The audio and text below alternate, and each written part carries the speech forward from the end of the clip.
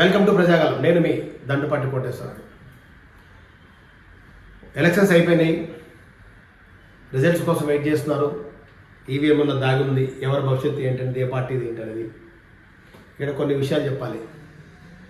చంద్రబాబు నాయుడు ముఖ్యమంత్రిగా ఉమ్మడి ఆంధ్రప్రదేశ్లో ఉన్నప్పుడు కానీ, లేకపోతే మరి చెన్నారెడ్డి గారు కానీ, లేకపోతే ఎంతోమంది ముఖ్యమంత్రులు ఉన్నారు. ఏ రోజు కూడా ఇన్ని సమస్యలు సినిమా వాళ్ళకి రాలేదు.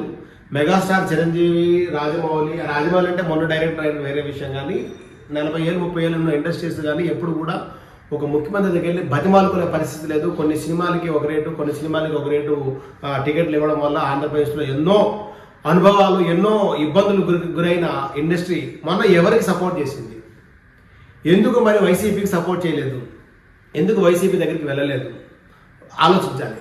ఎందుకంటే లాస్ట్ టైం కూడా పోసాని కృష్ణమురళి అసలు అది ఏం మాట్లాడుతున్నారో ఏంటో, ఇండస్ట్రీలో బతికి, ఇండస్ట్రీలో అంటే పెరిగి, ఇండస్ట్రీలో ఇన్ని డబ్బులు సంపాదించుకొని, ఇంత పేరు ప్రఖ్యాతులు సంపాదించుకొని ఇండస్ట్రీని కానీ లేకపోతే ఇంకొకరిని కానీ ఇష్టం వచ్చిన మాట్లాడడం కానీ, ఎవరిని పడితే వాళ్ళు మాట్లాడడం అంటే చంద్రబాబు నాయుడా లేకపోతే జగన్మోహన్ రెడ్డి అయినా ఎవరైనా ఉండనండి, మనం మాట్లాడేటప్పుడు ఇట్లా మాట్లాడడం కాదు. అసలు ఆలీ ఉన్నారు, ఆలీ వైసీపీ ఉన్నాడు, కానీ ఎంత దీనిగా ఉంటాడు అంటే మనము ఈరోజు నోరు జారితే మళ్ళీ తెచ్చుకోలేము అన్న భయం, భక్తి, ఎదుటి వాళ్ళకి ఇచ్చే గౌరవం ఉంటుంది. పోసాని కృష్ణమురళి మాట్లాడేది మనం అందరం వింటున్నాము. ఒక రోజా అని, ఒక పోసాని కృష్ణమురళి ఎంతోమంది ఈరోజు చీకొట్టుకునే పరిస్థితి ఉంది. ఎఫ్డీసీ చైర్మన్, ఆంధ్రప్రదేశ్కి ఫిలిం డెవలప్మెంట్ కార్పొరేషన్ చైర్మన్ ఏం చేశారు?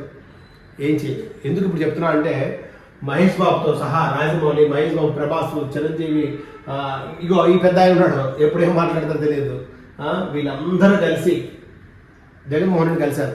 ఏం మాట్లాడారో అది కూడా విందాం, చూడండి. ఒక సైడే కట్టి ఇచ్చినటువంటి నివేదిక కానివ్వండి, లేకపోతే మీకు వన్ సైడ్ వచ్చిన ఇన్ఫర్మేషన్ తోటి ఒక నిర్ణయం తీసుకోకూడదని మంచి ఉద్దేశంతో ఫిలిం ఇండస్ట్రీ నుంచి కూడా ఏంటి మంచి చెడ్డలు ఏంటి అని మీరు ఒక నిర్ణయం తీసుకోవడానికి, మా అభిప్రాయం కూడా మీరు సేకరించడానికి తొలుతుగా నన్ను ఆహ్వానించారు. ఆ తర్వాత టుగెదర్గా అందరూ వచ్చి వాళ్ళ అభిప్రాయాలను వ్యక్తీకరించుకోవడం కోసంగా ఈ అవకాశం కల్పించేందుకు చాలా చాలా ధన్యవాదాలండి. అంటే మనకి మీరు మీ అభిప్రాయాలు కానివ్వండి, మీరు తీసుకునే నిర్ణయాలని ఎప్పుడు మేము గౌరవిస్తాం. ఎందుకంటే ఇవాళ ప్రో గవర్నమెంట్ అండ్ పేద ప్రజానీకానికి ఏదైనా సరే వాళ్ళకి అందుబాటులో ఉండాలి అనే. ఎందుకు చెప్తున్నామంటే, రేపు భవిష్యత్తులో ఏ పార్టీ వస్తుందో తెలియదు, ఏం జరుగుతుంది, మళ్ళీ వైసీపీ రావచ్చేమో. అంటే కొన్ని ఛానల్లో పేరు కూడా చెప్తా, భయం లేదు, కొన్ని రెండు ఛానళ్ళు ఉన్నాయి, ఊకదంపుడుగా వైసీపీ గెలుస్తుంది.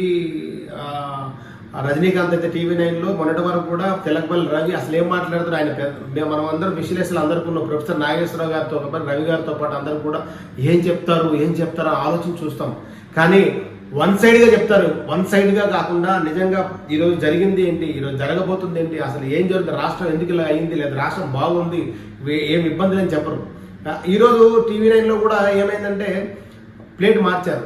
ఎలక్షన్స్లో ఓటింగ్ పర్సంటేజ్ పెరగడం వల్ల ప్రభుత్వానికి ఇబ్బంది జరుగుతుందేమో అని చెప్పడం జరిగింది. ఎందుకు ఆ భయము, ఆ ఇది స్టార్ట్ అయింది, మొదలైంది. అందరికీ సజ్జల రామకృష్ణారెడ్డి కానీ లేకపోతే అంబటి రాంబాబు కానీ ఇలాగా. ఎందుకు చెప్తున్నామంటే, మెగాస్టార్ చిరంజీవి పార్టీ పెట్టాడు, పార్టీ పెట్టక ముందు ఆయన మెగాస్టార్ చిరంజీవి బ్లడ్ బ్యాంక్తో సహా అన్ని ఉన్నాయి. ఎప్పుడు కూడా ఒక అంటే మనకి ఒక సినిమాటోగ్రఫీ మంత్రి ఉంటారు, ఆ మంత్రితో ఎక్కువగా సంబంధాలు ఉంటాయి, ఆయనతో నడుస్తారు. ఆ సినిమాటోగ్రఫీ మంత్రి ఎవరున్నారు ఆంధ్రప్రదేశ్కి అంటే, మరి ఇప్పుడు ఎవరున్నారో అసలు మన మంత్రుల పేర్లు కూడా చెప్పుకునే పరిస్థితి, ఏ శాఖలో కూడా తెలుసుకునే పరిస్థితి కూడా లేకుండా పోయింది. అలాంటిది రాజమౌళి వీళ్ళందరూ వెళ్ళినా సరే కొన్ని సినిమాలకి థియేటర్లు ఇవ్వకపోవడము, లేకపోతే రేట్లు పెంచకపోవడము. రేట్లు పెంచకూడదు, అది అన్ని సినిమాలకు ఒకటే చేయాలి. ఎందుకంటే ఈరోజు వరల్డ్ వైడ్గా బడ్జెట్లు పెరిగినాయి. బడ్జెట్లు పెరిగినప్పుడు ఒక తులం బంగారం, ఒక సినిమా మనము 1965 నుండి 75 కానీ 85 కానీ తీసుకున్నప్పుడు, సపోజ్ 98లో అంటే నాకు తెలిసి 5,000 రూపాయలు గోల్డ్ ఉండేది అనుకుంటాం. ఈరోజు అప్పుడు టికెట్ ఎంత? 10 రూపాయలు, 2 రూపాయలు, 4 రూపాయలు, 5 రూపాయలు టికెట్ ఉండేది. ఇప్పుడున్న పరిస్థితి ఏంటి? 200 రూపాయలు అయింది. 200 రూపాయలు అయితే ఇప్పుడు బడ్జెట్ 100 కోట్లు దాటింది. దానివల్ల ఆ వారం రోజులు 10 రోజులు ఏదైతే కలెక్షన్ వస్తుందో దానితోనే ఆధారపడి ఇండస్ట్రీలో ఒక ప్రొడ్యూసరు ఈరోజు చితికిపోయిండే, ఒక ప్రొడ్యూసర్ వల్ల ఇబ్బంది జరిగిందంటే, ఆ ప్రొడ్యూసర్ సినిమా చేస్తే కనీసం ఒక 300 కుటుంబాలు, మీకు చాలాసార్లు చెప్పాను, ఒక 6 నెలలు బతుకుతాయి. సినిమా ఇండస్ట్రీ అంటే ఒక చిరంజీవికో, ఒక బాలకృష్ణకో, ఒక నాగార్జునకో, ఒక డైరెక్టర్కో, ఒక ప్రొడ్యూసర్కో కాదు, కొన్ని వేల కుటుంబాలు బతుకుతాయి అన్నమాట. ఆ వేల కుటుంబాలకి సంబంధించిన మీరు ఒక ఇండస్ట్రీ తెచ్చారా, లేకపోతే ఇండస్ట్రీ తీసుకొచ్చారా, ఆ ఇండస్ట్రీలో ఎంతమంది పనిచేస్తారా అనేది కాదు, అంతకంటే ఒక పెద్దది, ఒక 50,000 మంది మొత్తం అన్ని డిపార్ట్మెంట్లలోనే వాళ్ళ కుటుంబాలతో పాటు అందరూ బతికేది. కానీ ఈరోజు ఆంధ్రప్రదేశ్లో సినిమా ఇండస్ట్రీ ఉందా? మరి film production direct FTC chairman ఉన్నాడా? మరి ఆలీ ఏం చేస్తున్నాడు? ఎవరెవరికి ఏ పదవులు ఇచ్చారు? ఎవరికి అంటే 56 బీసీ కులాలకు ఇచ్చిన జీతాలు ఎలా ఉన్నా వీళ్ళ జీతాలు తప్ప వీళ్ళు చేసింది ఏంటి? ఎదుటి వ్యక్తి తిట్టడం తప్ప ఏం లేదు. ఇండస్ట్రీ ఎందుకు వైజాగ్ వెళ్ళలేకపోయింది? ఇండస్ట్రీ ఎందుకు వైజాగ్ రమ్మని చెప్తే ఎందుకు వెళ్ళలేదు? షూటింగ్ వరకు ఎందుకు వెళ్తున్నారు? మిగతా ఎందుకు వెళ్ళట్లేదు? షూటింగ్ కూడా తక్కువైన ఎందుకు? ఇవన్నీ ఆలోచించాలి. ఇప్పుడు నెక్స్ట్ వీళ్ళందరి పరిస్థితి ఏంటి? వీళ్ళు ఏమనుకుంటున్నారు? వైసీపీ వస్తుందనుకుంటున్నారా? టీడీపీ వస్తుందనుకుంటున్నారా? ఈ వచ్చిన కలిసి వాళ్ళందరూ ఒకరోజు కూడా మాకు న్యాయం జరిగింది మా వైసీపీ ప్రభుత్వంలోన, మీరు చూసి ఓటేయండి అని కనీసం మీరు వైసీపీ ఓటేయమని చెప్పలేదు, కనీసం చూసి ఓటేయండి అని కూడా చెప్పే పరిస్థితి లేకుండా ఎందుకు ఉన్నారు హీరోలు కానీ ఆర్టిస్టులు కానీ ఎవరైనా సరే. అదంతా గమనించి ఏం జరుగుతుందో అర్థం కావట్లేదు. నెక్స్ట్ భవిష్యత్తు ఏంటి ఆర్టిస్టులకి, సినిమా ఇండస్ట్రీకి? ఆంధ్రప్రదేశ్, ఉమ్మడి ఆంధ్రప్రదేశ్ ఉన్నప్పుడు వేరే, తెలంగాణలో ఇప్పుడు అవార్డులు ఇచ్చారు, నంది అవార్డు కూడా పేరు మారుస్తున్నారు, కొంచెం అంత బాధాకరంగా ఉంటుంది. అలాగే ఇది కూడా ఈ 5 ఏళ్ళలో ఆంధ్రప్రదేశ్లో అవార్డులు ఏమి ఇచ్చారు? నంది అవార్డులు ఇచ్చారా? ఎందుకు ఇవ్వలేదు?